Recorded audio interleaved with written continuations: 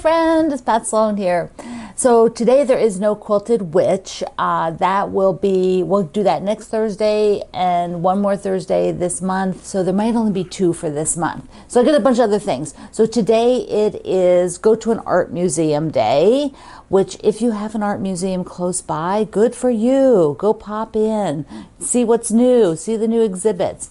We actually have a small gallery that's not that far away. That'll be interesting to go see. It is also fried chicken sandwich day. Those have exploded, haven't they? Fried chicken sandwiches are like everywhere. I love them. Gotta have a nice sauce on them though. And then it is Scrapple Day. And I had to mention Scrapple because my grandfather, my pop-up, loved Scrapple. I do not eat it. It's kind of like similar to Spam, but different, and not on my food list, but it is Scrapple Day in case you were wondering. So I have we're going to talk about Oh My Stars. We're going to do look at the Make-A-Wish, and I don't know what else I got here. I got a few things because I want to show you what I was doing the other day. I got the binding on this guy. So I had it all ready to put the binding on. So there it is on the Ballerina quilt. And I did put a picture out on Facebook and my community page that showed you like I was working on it. See if you recognized it. See if you are paying attention. So here it is with the binding on it. So after I did that guy, I was like, oops, wait. I gotta just get it over there. It's big. Okay, so after I did that, I thought, you know what? I should really work on Florence the flamingo, because I needed to piece the backing and quilt it. I thought I really should just do it. And it was kind of late when I got that binding done. But I thought, well, I will just sew the backing. Remember I said this, like, to do things, you just start making yourself do it. So I sewed the backing, and I had this flamingo fabric one of our friends sent, and then some of my Harmony wide back I put on there, just a scrap that I had to make it wide enough. And then I thought, yes, you see where this is going. Then I thought I would just do some of the quilting. I'll just put the walking foot on and get it started. So I started the wave quilting, and then it started to get pretty late, but I didn't have that much more left to do. And wave quilting is very mindless. You're not going to really make a mistake with it. And the piece is small, so it's not like I was, having to do, a lot of complicated sewing or anything. So I finished the wave. So excited. Now I need to trim it, keep part of it for a hanging sleeve, and bind it. So it is definitely going on the binding stack immediately, because it's tiny and I think the binding's already cut. I have to go look. I think I may have picked gray or pink. I don't know. I do not remember. So I will have to look for that. But that was very fun. So I got that done. I also put the little border of green polka dots on the Critter Quilt number 2. And I did some little videos to show you kind of what I was doing there. So let's take a look. So next up is getting the little border around the Critter Quilt. So I've got the Critter Quilt. Let me just let you see it again. This is Critter Quilt number 2, and it has a home. So I've got to get this all together so that I can get it shipped to its home. And I'm going to do a small border, maybe like 1.5 inches of these dots. And these are fairly decent sized dots, and so I do want to get them so they're straight all the way around. And then I have to get the backing ready. I have this great big piece of fabric from one of our friends sent for the Critter Quilt to do the backing, and then I'll have to see if it's big enough. If not, I'll add a little bit of green or white. I might add some white to it just to make it bigger, and then when it's quilted, when it comes back, I might do like a navy binding. I'm thinking this green and navy would be nice, because a navy would look really good for this backing as well, because these are 2 different shades of green. But since this is on the front and this is on the back, it's just the binding that'll touch both of them. And so I'm thinking navy might be nice for the binding on this Critter Quilt. So I'm going to go ahead and cut this and see what that looks like. Gotta cut it. Really, the only way to do this to be sure that it's straight is to cut it single, not double. So here is the fold, which is the way it came, you know, folded over. So I've got it open, and I'm basically going to take an 1.5 inches, but in a little bit, so that I can get it on a straight dot. So, because I don't want that quilt that much bigger. It's got to stay. It's big enough. So if I come, and I'm going to waste a little bit, but see the dot is coming like this. It's coming at an angle. So right now down here it is almost 2.5, and up here it is at 1.5. And I'm like, I'm going to need to take it even further to get. I'm going to have to take it over closer to 3 to start, just to get those dots lined up. So I need to find one out here. Okay, so if I start out here on this line and then keep going, that's a little excessive. Let me come back one. Okay, I think I can do him. I think 1.5, that'll be fine now. And I'm gonna have to trim away, but at least I will be on that dot and keeping that dot the whole way out. And then once it's trimmed away here, then I can rotate this one piece and trim it to the 1.5. And then after that, I can do whatever I want, because the dot this is straight now. You know, I don't know if I'm going to be crazy and try to match it up. Ugh, so crazy, right? Well, it's actually right on the edge, so it's not too bad. The next one is also right on the edge. So I flipped it over so that I can do 1.5.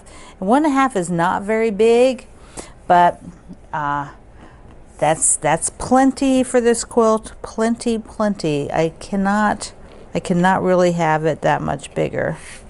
Okay, so it's really hard to do it this way sometimes. Would have been better to trim it maybe the other way first. Okay, trim it off first is easier. All right, there we go. 1.5. Okay, it's like watching paint dry, watching somebody trim fabric, but here you go. Real life. We all have to do it. This is the process. Okay, so now that's waste. I'm gonna put it in that scrap bag because somebody might want this. You know, they just might. They like little stuff, those people. Okay, so here it is. And I need to do about 7 of these to go all the way around the critter quilt. So, okay, I'll do the rest. There you can see, I have just laying here on the counter. Oh, it looks so good. That green looks really, really good. I love that. Love it. And here is the connector. I kind of connected it right where that one dot was. It was about as perfect a spot as I could get. Okay, all right. Now we have 3 more sides. And here it is. So here it is. I'm just going to hold it up. I'm not going to put it up on the wall. I'm just going to hold it. So now it has to go to the spa and be quilted. So I'll bring it up close there in a second. But you can see just a little bit of green. And that green just really brings out the green of the setting then. All of the greens used in the setting, and then that little bit of outline green really kind of pulls all the fabrics together. So there it is.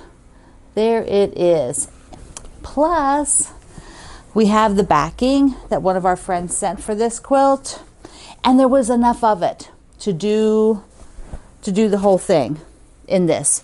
So the whole backing will be these amazing elephants. And Critter Quilt number 2 has a home.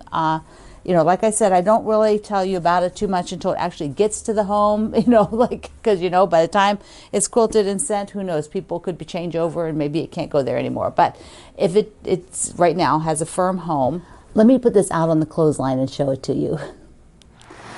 So that you'd like to see it out on the line, the Critter Quilt number 2. So there we go with the green border.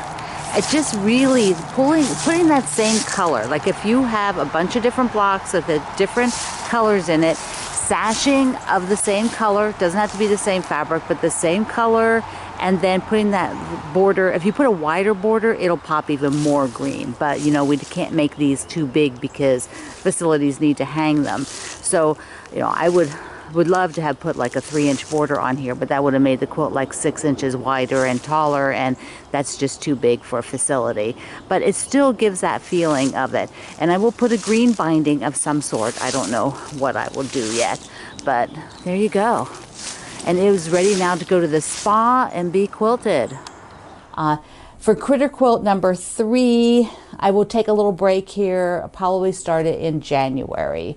And so would work on it in January and February as a winter project and have that one done. And I have an idea of where that one will go, but it needs to be done so that I can show it to the people finished and know the exact size and all of that to the facility. So, you know, there we go. That is where we are with all of those. Very, very excited. I also told you that I would show you how the ladder comes that I ordered.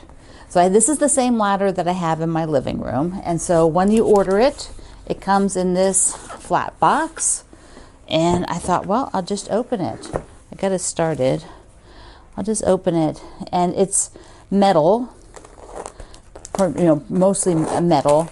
And, you know, once you put the quilts on it, you barely see the ladder, but it leans up against the wall. It's got some little legs that help support it, leaning against the wall. So there we go. Here it is. It does not take too much to put it together. So it's just a bunch of the, you know, the rungs, and the top is a piece of wood, the wood dowel for the top, and the legs, and then here's the curved one. They're, you know, most of them are straight. Whoops, see back there. See, most of them are straight. And so they've got 2 of these that are curved. Those are the ones that you lean the top part against the wall. All right, so I'm going to put that together, and I'll show it to you here in a second. And here it is, all put together. It is just like the one in the living room. It's exactly the same thing. So it's a ladder, but it has these curved tops which go lean against the wall like that.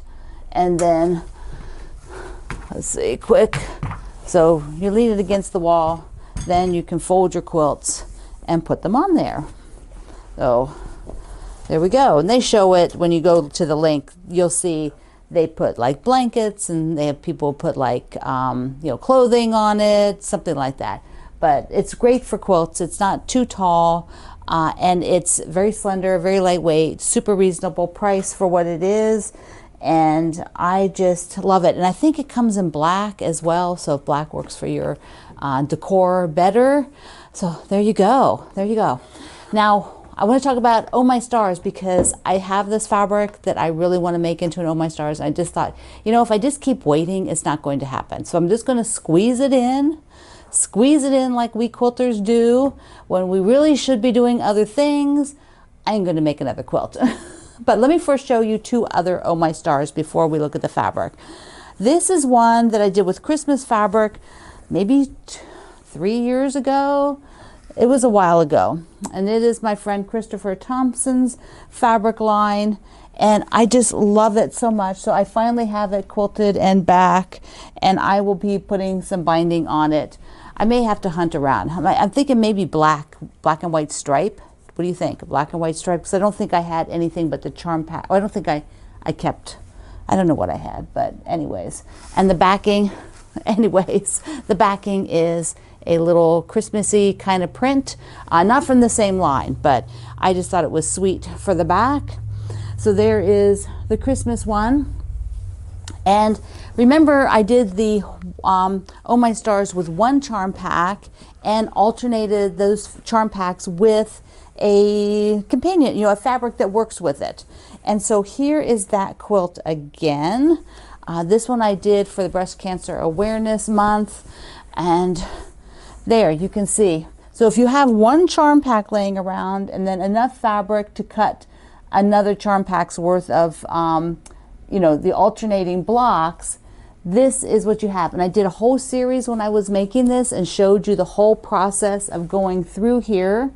And so, yeah, that is a way that you can get in on this without really, you don't have to go shopping to make an Oh My Stars. You can cut the 5-inch squares from your stash. You know, you can take a Jolly bar and cut it in half. That's the same thing as 2 charm packs. You can take half of a layer cake that you have around. That's 2 charm packs. You know, cut them into 5-inch squares. So you have great options. We're going to go to the other side and look at the fabric that I've been holding on to since the spring. I think I bought it in the spring. So Meadowmere is the fabric that I bought. Now there's a lot of charm packs left. You can still get charm packs and I think layer cakes or something of this. But the companion, the fabric and yardage, I believe there's still only one piece of that left. But I am going to show you, well, I got threads all over me. They show up on this navy. So I'm going to show you the fabrics and show you what extra I bought. First I'll just show you the extra because, you know, sometimes your girl is a bit excessive. But I'll use it. First of all, I had to get this. Oh my goodness, I think I'm going to use it, the bee fabric for pillow. Look at that. Look at that. Oh, I love those bees. This is by Gingerbread, and I love her style. I've done quite a few with her things with her fabric. Then the mushrooms, of course. This was it. This was everything. Everything. The mushrooms. And the gold-plated mushrooms. And I have a big piece for the border. So I got the mushrooms for the border and, you know, extra. Maybe I'll do 2 pillows. Then I have this for, I think, backing. So that's cool. I love that for the backing. And then this is the star. So this will be the star of the Oh My Stars. So let me just show you what's in the charm pack. So today is gather your supplies. And tomorrow I will put the stuff on the wall, some of the squares, and look at, you know, building around this fabric so that we don't have anything touching that mushes it. So that's for tomorrow. So let me just scroll in here and just give you a little look at Meadowmere. Yes, it is so pretty. There's lights of, you know, there are some duplicates, which is nice. Then there's a light in the charm pack. This is really pretty, really pretty. And of course, like I said, you can't get much of the companion fabric anymore, but I bought what I wanted back in the spring. So pretty, those little tulips. This has got like a dragonfly in it. Look at that. See the dragonfly? The body over here. Cool, cool, cool beans. And then the mushrooms came on several colors, and the bees came on several colors. I just have to be happy with what I have. I love that gold, this old gold. I call it old gold. You know, that's so nice. You might call it brown, but I call it old gold. And this peachy color, peachy, peachy, peachy. Okay, and then that's what the mushrooms are in.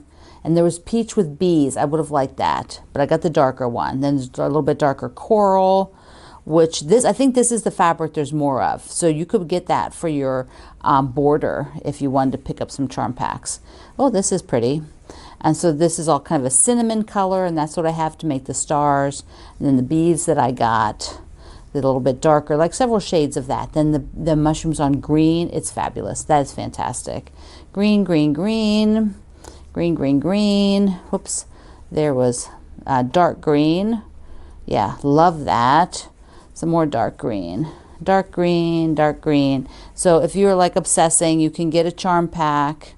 And I'm going to be running this quilt along for several weeks. Just a casual probably on Fridays, because our, I don't know, Thursdays or Fridays. Maybe Fridays I'll run it.